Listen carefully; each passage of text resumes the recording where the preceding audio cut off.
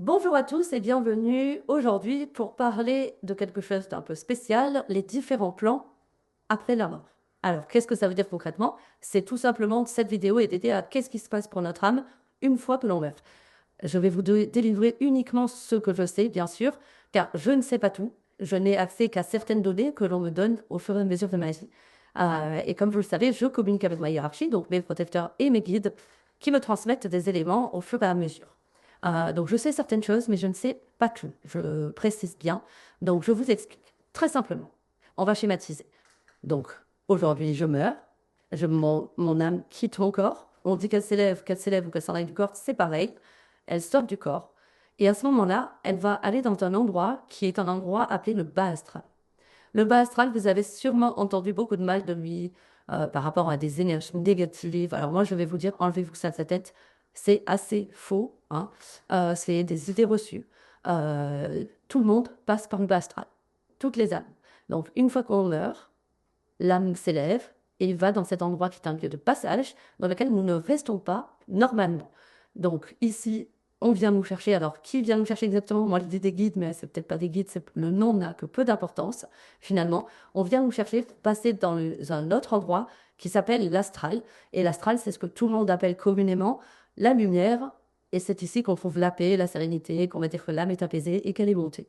Dans cet endroit, l'âme euh, va recevoir des missions. Et c'est là qu'elle va commencer sa vie d'âme, tout simplement, ou du coup la reprendre là où elle avait été laissée, peut-être, si c'est une réincarnation, etc. Donc elle se retrouve là. Elle a toutes les connaissances nécessaires sur justement les vies qu'elle a pu mener si elle en a mené plusieurs. Euh, et elle a des choses à vivre dans ce stade-là, dans ce plan-là de vibration. Et ensuite, au-dessus de ce niveau-là, il y a le haut astral. Donc là, elle va encore s'élever, on va dire de plus en plus vers des choses. euh, c'est difficile à décrire avec des mots, mais je voudrais dire que c'est un peu comme si plus l'âme évolue vers de la sagesse, plus elle est capable de faire des choses précises et plus vastes. Donc ça, je ne sais pas toutes les missions du haut astral. Je sais que dans l'astral, les âmes peuvent avoir des missions, d'aider des médiums à communiquer avec un défunt, par exemple. Elles peuvent, comme certains protecteurs, on leur demande de protéger un être humain et dans ce cas d'être au plus près de l'humain, alors que les guides ne sont pas tout le temps collés aux humains. Voilà. Et malheureusement, donc on va dire que ça, c'est tout le côté lumineux, c'est la lumière, hein, parce que je ne vais pas parler de religion, de puissance. Il y a des choses, voilà, je ne vais pas venir là-dessus parce que pour moi, c'est une question d'énergie, d'amour, de bonne vibration. Donc là, c'est tout le côté lumière du processus basique pour une âme qui s'élève après la mort. Ensuite, vous allez pouvoir trouver des âmes qui, elles, sont bloquées dans le bas astral. Alors, qu'est-ce que ça veut dire? Ça ne veut pas dire qu'elles ont voulu être bloquées là, ça ne veut pas dire qu'elles sont mauvaises ou négatives, pas du tout, enlevez-vous ça de la tête.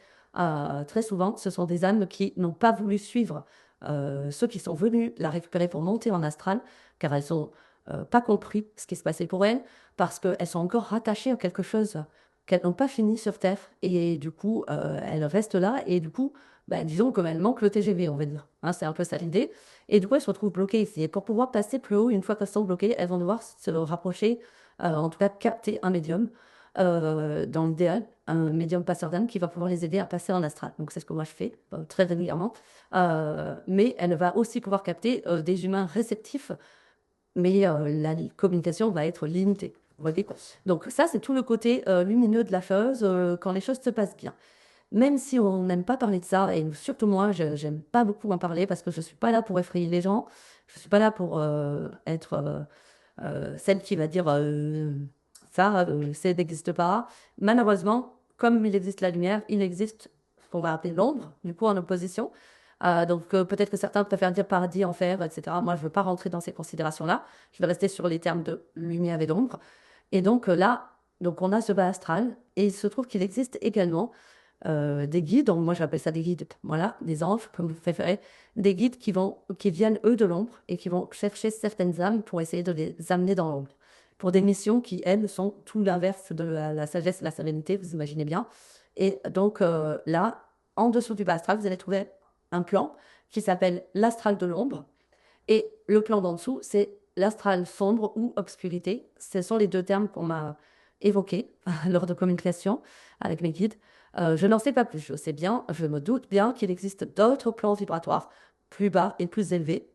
Et j'y aurai peut-être accès un jour en termes de connaissances auprès de mes guides. Pour l'instant, on ne m'a pas parlé du reste. Donc, je vous parle uniquement de ce que je connais. Les âmes qui sont, on va dire, attrapées par l'ombre pour descendre, je tiens à préciser que ce ne sont pas des âmes qui ont fait des choses mauvaises dans la vie.